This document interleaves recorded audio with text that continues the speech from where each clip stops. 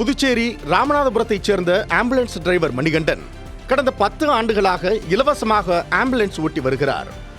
இவருக்கும் ஃபாத்திமா ஷைலா என்பவருக்கும் நேற்று முன்தினம் காலை திருமணம் நடைபெற்றது.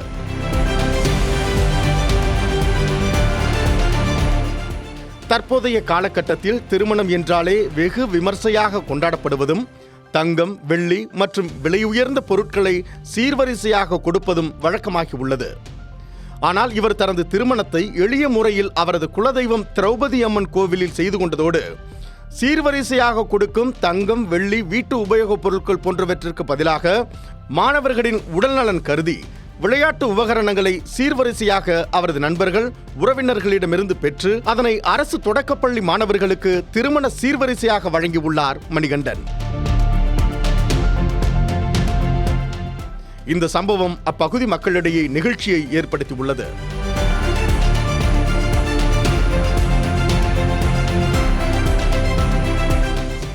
இதுகுறித்து ஆம்புலன்ஸ் டிரைவர் மணிகண்டன் கூறுகையில், செல்போனில் மூழ்கி கிடக்கும் மாணவர்கள் ஓடி ஆடி விளையாட வேண்டும். இந்த விளையாட்டு உபகரணங்களை வழங்கியது எனக்கு மகிழ்ச்சி அளிக்கிறது என்றார்.